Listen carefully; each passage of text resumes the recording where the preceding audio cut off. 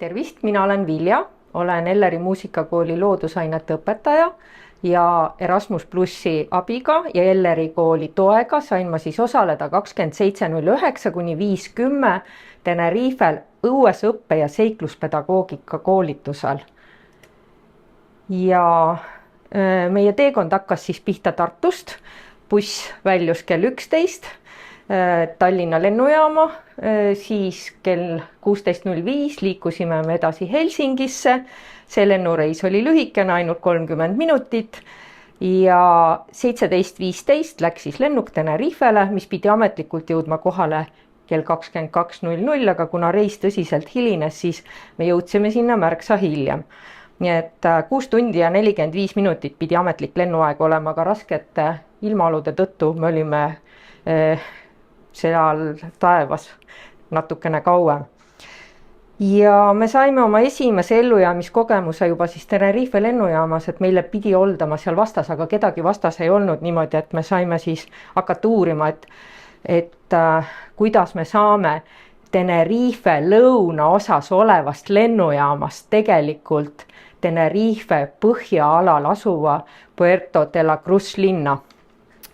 Üle 100 kilomeetri oli seda vahet, aga õnneks on Tenerifel väga kvaliteetne linnatransport, mis töötab ka normaalselt öösel ja me saime kenasti ööpimeduses selle imelise maa siis läbitud, et etteruttavalt ütlen, et tagasi tulles me olime nutikamad ja tellisime omale siis transpordi ja siis me saime päevasel ajal vaadata mööda imelist rannajoont liikudes siis saare ühest otsast teise, et see on vaatamist väärt.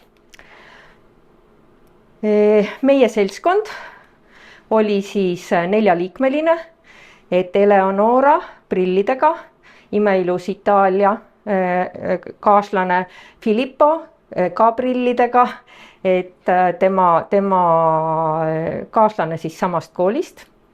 Tõnise tunnete loodetavasti ära ka prillidega ja selle ilusa tõmmu tütarlapse asemele võite mõelda siis mind, et vot selline meie tiim oli ja selles tiimis me siis toimetasime ja meil oli siis Eesti, Itaalia, Inglise ja Hispaania segakeelne suhtlus, sest meie coach oli siis Aleksander ja tema on siis rahvuselt serblane, väga keeleandekas inimene, tohutult hea suhtleja, meeletult laia silmaringiga inimene, väga hea huumorimeelega ja olnud siis Tenerifel juba 3,5 aastat ja teinud siis õpetajatele erinevaid koolitusi, sealhulgas ka õuesõppe ja seikluspedagoogika koolitust.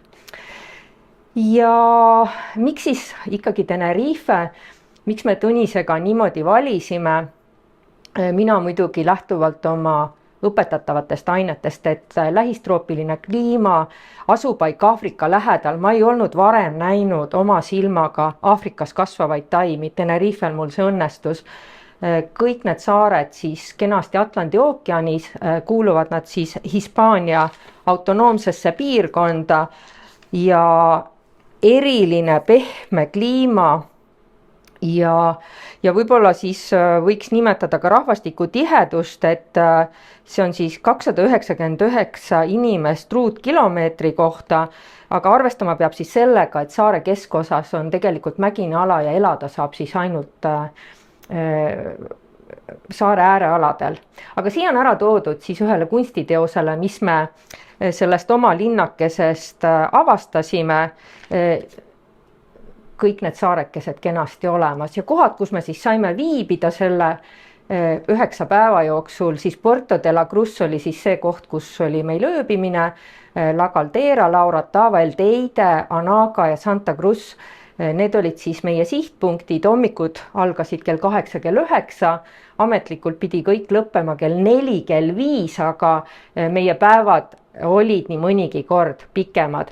Ja repliigi korras ütlen, et need pildid, mis siin on, fotod on enamasti minu enda tehtud, mõned üksikud olen siis võtnud ka veebiotsingust, et ma nimetan ka põhjused ära edaspidi, et miks ma siis veebi kasutasin ka piltide tarbeks. Aga bioloogina mind, botaanikuna rõõmustas siis see, et ma nägin esimest korda elus, kuidas palmid õitsevad ja kuidas palmid viljuvad. ja kui kanaaridel on kanaaritatlipalm, siis tegelikult looduslikult ta paraku ei kasva üldse enam. Ta on ainult kultuuris ja kui te lähete kanaaridele, siis teadke seda, et siin on toodud sisse väga palju teisi palmiliike. Ja kuna pehme lähistroopiline kliima on sobiv nende taimede jaoks, siis võib neid palme seal väga palju näha, aga et mind siis vaimustasid tõesti palmide viljad. Siis teine elamus oli see, et me käisime ka lähedalt õppekäikudelt mööda nii, et me põhimõtteliselt saime näha siis banaaniistandust oma silmaga, et kui me oleme harjunud siin poelettidel nägema väga konkreetses mõõdus banaane, siis need Tenerife banaanid olid ikka väga erineva kujuga, nad olid mõnusalt plekilised, nii nagu meie õunad, ehk et ma julgen oletada, et me saime suhteliselt mürgivabasid banaane.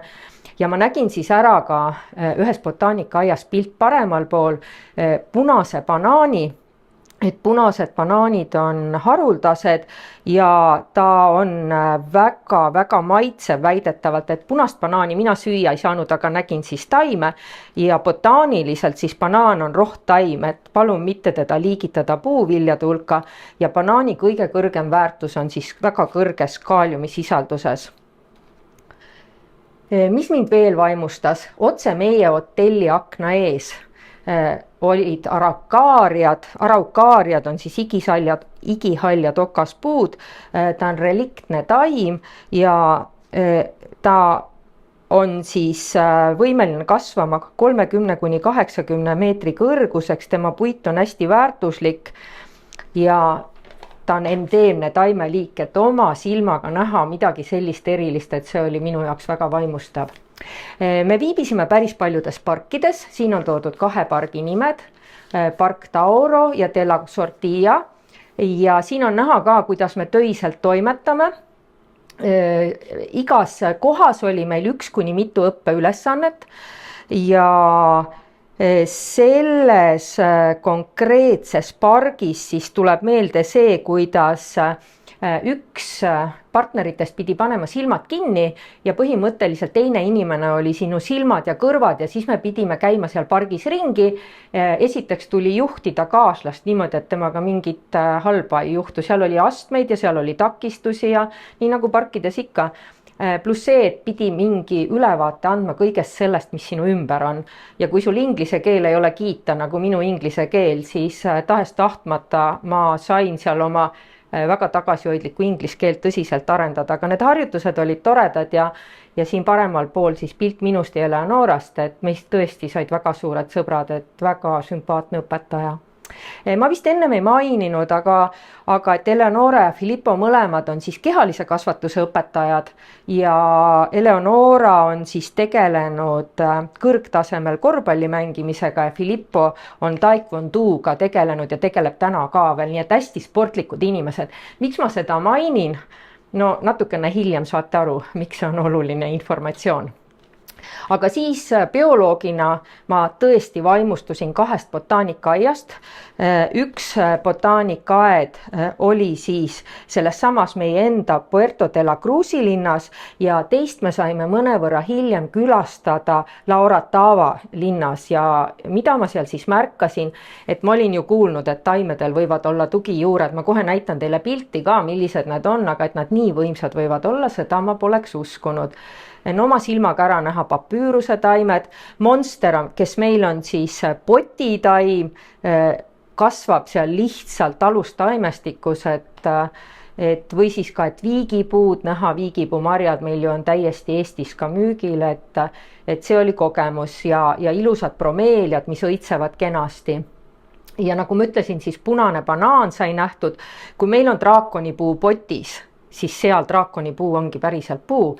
Ja 2 erilist kanaari enda taimeliiki, kanaarikadakas ja kanaarimänd, et nemad on erilised taimed. Ja ladinakeelne nimi on toodud sellele Aafrika taimele, mis siin pildil on all vasakus nurgas ja tõesti, kui seni ei ole mul õnnestunud mitte ühtegi Aafrika taime näha, Aafrika nimelt jääb linnulennult siis 100 kilomeetri kaugusele Tenerifest ja seetõttu Aafrika taimed väga heal meelel seal kasvavad. Aga et siin pildil keskel siis on need võimsad tugijuured, millele ma viitasin, vasakul pool on siis papüüruse taim, paremal pool üleval on see meie potitaim Monstera, mis seal on siis alustaimestik, all paremal on siis draakonipuu, mis tõesti võib väga võimsaks kasvada, sealt vasakule poole jääb siis Kanada kadakas, ilus õitsev taim on siis bromeelia. No neid taimi oli väga palju, ma lihtsalt tegin mingi valiku nendest erinevatest toredatest botaanilistest väärtustest, mis mind puudutasid. Loomadega oli nüüd lugu oluliselt kesisem. Kui me räägime suurtest loomadest, siis on seal väidetavalt jänest, mina oma silmaga teda ei näinud, ju me käisime liiga asustatust piirkondades, siis on seal kaljukitsi, ma ei näinud looduslikus võtmes neid kaljukitsi, aga me nägime, kuidas siis põllupidajad, maaharijad, loomakasvatajad peavad kaljukitsi, et neid me nägime küll oma silmaga. Aga et keda kanaaridel on palju, on roomajaid ja vasakul pool siis all vot selliseid roomajaid võib seal väga palju kohata ja kuna neil puuduvad looduslikud vaenlased, siis tõesti nendega oli see lugu, et pidevalt oli tunne, et ma neile peale ei astu, aga teate, pildi peale neid saada, mul õnnestus ainult 2 korda saada need roomajad pildile ja ühe neist ma siis siia esitlusse ka panin. Ülemine pilt, mina ei märganud seda roomajat, seda märkas üks meie grupikaaslane, aga ma arvan, et ma sain temast ka päris hea pildi, et sarnane meie vass kuskil ussile väga. Ja putukaid ütlesin, putukatest siis just ämblikke ja liblikaid päris palju. Ülemine parempoolne ämblik on pildile saadud kaktuste pealt. Kaktusi on üllatavalt palju just mägedes ja seal, kus on vihma vähe, aga kaktus ei ole põline Tenerife liik, et see on toodud sinna sisse inimese poolt. Ja kellest ei saa üle ega ümber, et vot need pildid nüüd on võetud veebist, et Tõnis oli tubli, tema sai papagoid loomulikus keskkonnas pildile, minul ei õnnestunud seda saada, aga et papagoi on siis tõesti loomulik looduslik liik, neid ei ole seal väga palju, aga me nägime ühes botaanikaaias, me nägime ühes pargis ja kusagil, kui me mägedes ka hakkasime minema läbi metsase ala, et vot seal me nägime ka. Ja vasakul pool on siis kaelust turteltuvi, kes minu meelest on kaunitar lindude maailmas, et väga äge tegelane. Siis käisime ka päris paljudes kohtades, kus päriselt tehaksegi õues õpet, et La Caldera on siis puhkeala ja seal Orotava orus siis tullakse klassidega kohale ja on päris palju piirkondi, kus inimesed siis erivanuses õpilased saavad siis teha seal tunde, aga selle piirkonna eripära on see, et ta on võrreldes paljude teiste aladega jahedam ja seal on udu ja vihma üksjagu, nii et vihmakaitse oli asjakohane sellel päeval, see oligi vist ainukene päev, kui me saime kogu selle reisi ajal vihma, aga seal on palju toredaid matkaradasid ja seal saab telkida ja see on siis Kanaari saarte suurim kaitseala, La Caldera puhkeala ja siin me saime proovida siis kõrgust 1200 meetrit, et kui me mõtleme siin oma kõrgustele, siis need ei olegi kõrgused nende kõrval, mida me saime kogeda, et te vist nüüd hakkate mõistma, miks ma vihjasin, et meie grupikaaslased olid kehalise kasvatuse õpetajad, olgem ausad, neil oli mõningaid eeliseid minu ja Tõnise ees. Nii, La Caldera ja metsapõleng, jah, siia ma olen toonud siis ühe viimase põlengu ja on siis näha sellelt Kanaari männi tüvelt, et ta on tõsiselt kannatada saanud, aga see Pinus canariensis Kanaari mänd on siis endeemne liik ja tohutult vastupidav, nii et tulekahju tagajärjel tüvi saab kahjustada, aga tegelikult mõned kuud hiljem ta ajab, no siin vasakpoolsel pildil on näha ka, see ongi tulekahjuala, kust need pildid said tehtud, et on ta juba roheliseks ennast sättinud ja Kanaari mänd on eriline selle poolest, et ta on väga hea niiskuse kogu ja nimelt ta suudab siis horisontaalsetest vihmasadudest välja korjata vee ja üks mänd on võimeline aastas 100–200 liitrit vett koguma. Puu ise kasvab siis keskmiselt 30–40 meetri kõrguseks, tüve läbimõõt on 100–120 sentimeetrit ja rekordina kuni 56 meetrit võib see puu kasvada ümbermõõduga 988 sentimeetrit ja ta on tõesti väga paksukooreline paljasseemne taim. Siis midagi ilusat. Käisime Laoratava linnas. Eelpool nimetasin juba, et seal oli botaanikaaed, mida me külastasime, aga selle linna kohta öeldakse nii, et see on üldse ilusaim paik saarel. Humboldt on omal ajal nimetanud seda maailma kauneimaks paigaks. Nii et see maitsekas aed, kus me siis viibisime, tõesti on palmid ja on rohtaimed ja on õistaimed, et kõik on kenasti leidnud oma koha ja üks vaade ilusam kui teine. Mida öelda Laoratava linna kohta? See on nimelt suurim omavalitsus siis saarel ja elanikke on seal 400 000. Ja mida selles linnas siis tehakse? Suured väljakud kasutatakse ära armulaua pühade ajal ja tehakse meeletult uhked lillekroonlehtedest ja vulkaanilisest liivast vaibad ja see on siis puhas inimeste kätetöö, igaks aastaks uued kaunid kunstiteosed ja väidetavalt on nad siis 2007. aastal saanud ka selle hiidkunstiteosega Guinessi rekordite raamatusse. No see oli ma ei tea, kas ka Tõnis, aga minu kõige suurem väljakutse, et ma ei ole elu sees käinud nii kõrgel. Me sõitsime kõigepealt siis mikrobussiga ja ma arvan, et tuleb ära rääkida lugu, kuidas ikkagi on pimedad kurvid ja kitsad teed ja kuidas kurvi mineku eel antakse signaali, et see, kes on teisel pool kurvi, oskaks hoida kõrvale, et ma ei ole väga mägede inimene.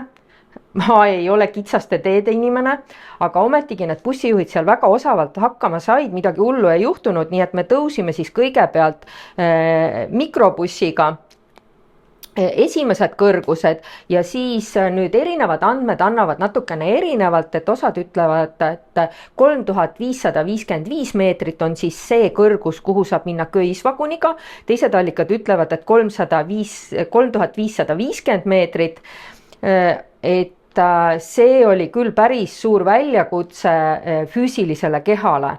Et see, mida me silmaga nägime, siis seda oli väga palju kivistala, seal oli väga palju erinevat vulkaanilist materjali, sealt ülevalt olid näha naabersaared, sealt sai imelisi pilte teha.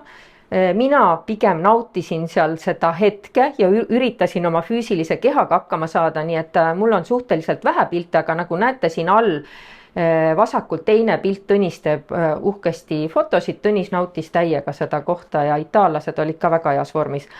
Aga mida ma nüüd tahan teile tutvustada, siis paremal pool on õitsev versioon, see on nüüd veebist võetud pilt, aga sealt järgmine justkui ilmetu varrekene, see on punane ussikeel, väga eriline 2-aastane rohttaim. Ta kasvab siis 3 meetri kõrguseks, õitseb hiliskevadest varasuveni, ta on endeemne liik, ta armastab päikest ja kuiva ja ta on väga nektaririkas taim ja teda ei kasva mitte kusagil mujal kui ainult Elteidel. Üldse annavad siis andmed nii, et Elteidel kasvab 100 taimeliiki, aga minul läks põhiaur siin vaadete nautimisele ja oma enesetundega hakkama saamisele, nii et siit siis see ilus punane ussikeel. Meie järgmine päev ja uus väljakutse, käisime Anaga vihmametsas, kuulub ta siis Anaga rahvuspargi alla, täpsemalt on seal biosfääri kaitseala, 14 418 hektarit on kogu see ala suur, ta jääb siis Tenerife kirdeossa ja kõrgus on seal siis 500–1400 meetrit. Seal on tohutult palju erinevaid matkaradu ja võib-olla see ülemine parempoolne pilt kohta iseloomustab kõige paremini, et millised need vihmametsad siis ikkagi on.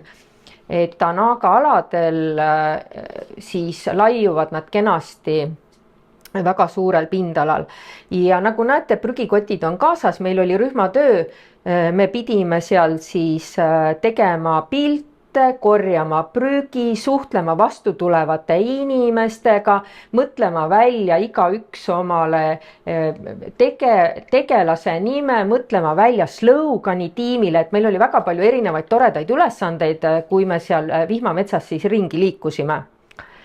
Ja no teine pool sellest Anaga piirkonnast on mäed siis, et 1024 meetrit kõrged ja hingematvad vaated ja kaktused ja kaavid ja aaloed. Ja mina ütlen nii, et adrenaliin, kõrgus ja ilusad vaated. Et saime kokku seal näiteks Saksamaalt eakate matkajatega, kes siis nautisid neid vaateid, oli päris palju noori inimesi, kes suhtlesid erinevates keeltes, et see on üks väga armastatud koht, kus turistid käivad ja kuigi kirjelduses öeldakse, et seal ei ole probleeme, siis tegelikult oli seal ikka kohati väga libe ja ohtlik, et mina olin oma linnatossudega, aga näete, Eleonoral on jalas matkatossud, et matkatoss oli ikka sobilikum ja õigem jalanõu sellesse kohta. Puerto de la Cruzi äärelinnas käisime ka, paremal pool on siis terrassipõldude näide, et paraku kahjuks neid põllumaana sellel hetkel ei kasutatud. Et ei oska öelda, mis põhjusel, aga ta nägi silmale ilus vaadata välja.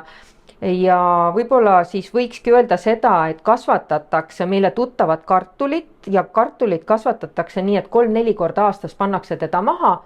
Ehk et minu jaoks oli väga kummaline näha seal, kui me Anagasse läksime, et seal pandi kartuleid maha, et meie hakkame siin kartuleid üles võtma, aga seal pandi kartuleid maha, et see oli päris huvitav vaadata.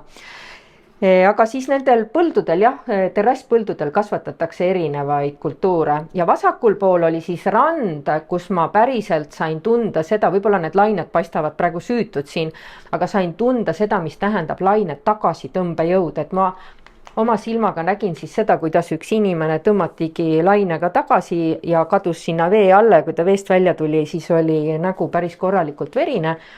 Et ma olen olnud Islandil ja olen näinud hoiatavaid silte, kus on inimeste nimed ja surmadaatumid.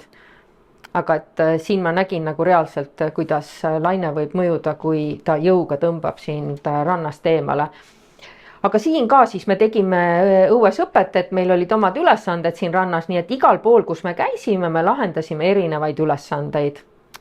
Ja pealinnas käisime me ka ära, Puerto de la Cruz. Mind vaimustas sellest pealinnast ainult üks hoone ja see on ooperiteater Auditorio ja tõesti ma pildistasin teda iga nurga alt, et see on siis Santiago Calatrava arhitekti teos, ta on justkui tänasel päeval siis sümboliks Santa Cruzi linnale ja kui seda ehitamist alustati siis aastal 1997, siis valmis sai ta 2003 ja ta on tõeline pärl tänasel päeval selle linna jaoks. Et kuigi veebist võib lugeda, et Santa Cruz on imeline linn, siis ma pean ütlema, et ma tajusin midagi Tallinna sugust seal, et me ei olnud seal kaua, aga kuidagi närvilisus ja mitte selline, kui siit pildi pealt vaadata, siis siin on Tõnis praegu ainult pildi peal, aga kui liikuda sinna bussijaama poole ja kesklinna poole ja et seal nagu oli päris palju rahvast, et nendest kohtadest, kus me käisime, see minu jaoks oli nagu ainus väärtus selles linnas oli see imeline ooperiteater.